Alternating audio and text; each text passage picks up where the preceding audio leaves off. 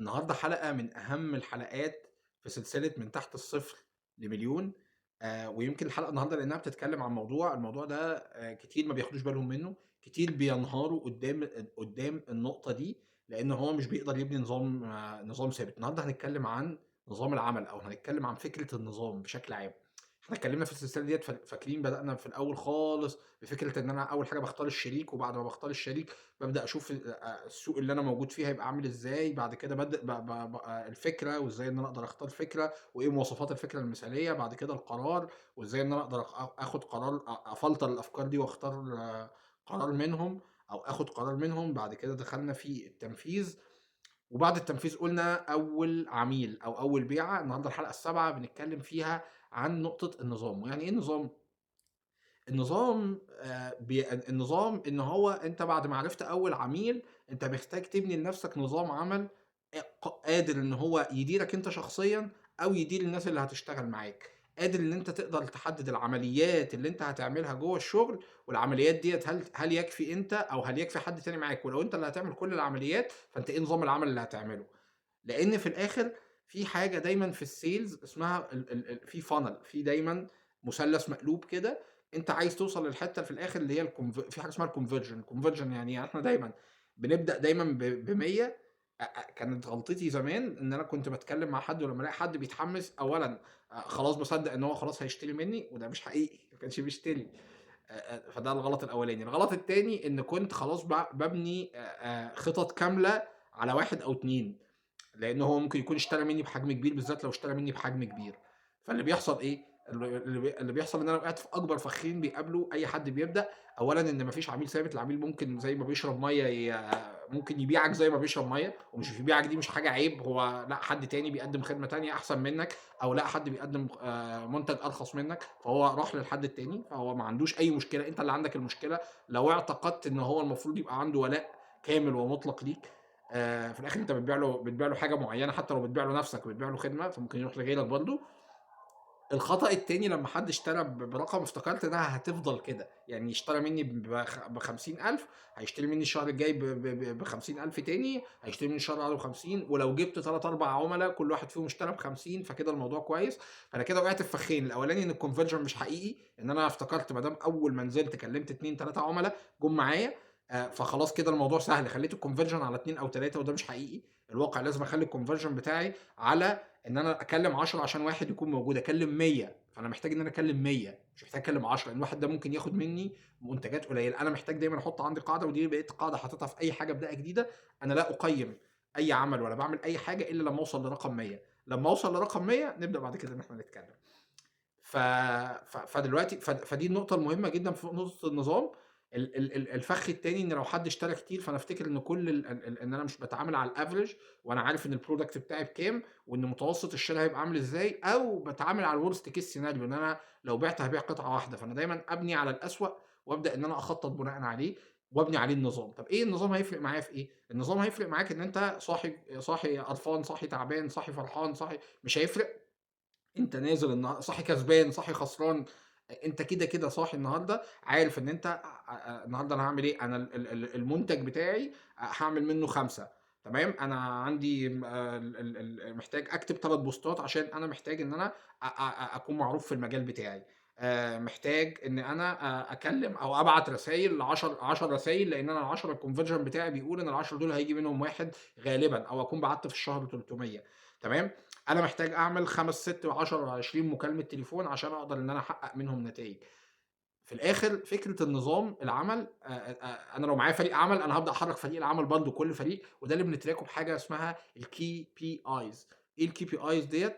إحنا الKPIs ديّة يعني مؤشرات قياس الأداء، اللي أنا باقدر بيها الKey Performance Indicators. باعمل إيه بيها؟ أنا باكون محدد لنفسي حاجات يومية، أنشطة يومية باعملها وأنا باشتغل، سواء في أي business أو باشتغل على نفسي، لو أنا باعمل حاجة freelance، أو لو أنا باعمل أي whatever إيه الحاجة اللي أنا باعملها، فباكون باقدر إن أنا أقيّم الأداء بتاعي بحاجة رقمية ملموسة. يعني أنا لو قُلت إن أنا هاعمل 10 مكالمات غير إن أنا أقول مثلًا أنا هاعمل مكالمات كتير. يعني إيه مكالمات كتير أصلًا؟ ما لهاش معنى. لكن أنا هاعمل 10 مكالمات، فأنا لو عملت 9 يبقى أنا باقي لي واحدة، لو عملت 5 يبقى أنا باقي لي 5 أشد حيلي، لو أنا ما عملتش مكالمات خالص فأنا عندي مشكلة. تمام؟ فمعايير قياس الأداء ديّة لمّا أحطها لنفسي، لو أنا باشتغل بعد أول عميل عملته، أو لمّا أحطها لفريق العمل، دي ضمانة. وأقدر لإن ده كمان الKPIs فيها ميزة كمان إن أنا أقدر أعمل لها تقييم. يعني أنا أقدر إن أنا آجي أقول والله أنا دلوقتي هادّي عملت 9 عُملا من 10 وعملت 5 مكالمات من 6 وعملت، فأنا كده تقييمي 80 85 من 100. لأ أوكي كده كويس. لأ ده أنا تقييمي 60%. يا نهار أبيض! لأ محتاج تاخد بالك، أنت الscore بتاعك قليل. ففكرة نظام العمل، لو أنت بنيت نظام عمل صح، لو أنت بنيت أنشطة سليمة للمنتج بتاعك، والأنشطة دي بتضرب في صميم المنتج. صميم المنتج يعني إيه؟ يعني ما اقعدش أقول أنشطة إن أنا النهارده هاعمل بحث عن كذا، وبكرة هاكمل البحث عن كذا. فين الحركة اللي موجودة على الأرض عشان تكون موجود في العالم؟ العالم هيسمع عنك إزاي؟ فأنت الأنشطة بتاعتك لازم تكون ليها علاقة بالمنتج نفسه وإن الناس تعرفه، أو بنفسك حتى وإن الناس تعرفك، لإن أنت ممكن تكون أنت المنتج. تمام؟ ف ف فالفكرة هنا في نقطة النظام، إن أنت من غير نظام عمل هتلاقي النتايج أولًا غير مستقرة. دي أول حاجة. الحاجة التانية أنت هتبني توقعات عالية، التوقعات العالية ديّة للأسف هتنهار فوقك للأسف، وده اللي حصل معايا. فأنا باتكلم من واقع تجربة. الحاجة التالتة إن أنت لو مش باني نظام عمل هتبقى بتنفّذ بعشوائية. يعني أنت ممكن يكون الحاجة الcore الأساسية اللي بتحقق معاك نتايج المكالمات. أنت ممكن تهمل المكالمات عشان المكالمات رخمة، وهتبدأ تعمل حاجة تانية. الفكرة فين بقى في فكرة التنفيذ بعشوائية؟ إن النتايج برضه هتكون عشوائية. لكن أنت لو أنت مركّز وبتعمل نفس الأنشطة، هيبقى عندك نتايج، أو هيبقى عندك analysis، عندك تحليل وdata بتقول إيه أحسن من إيه، فأنت تشتغل عليه أكتر.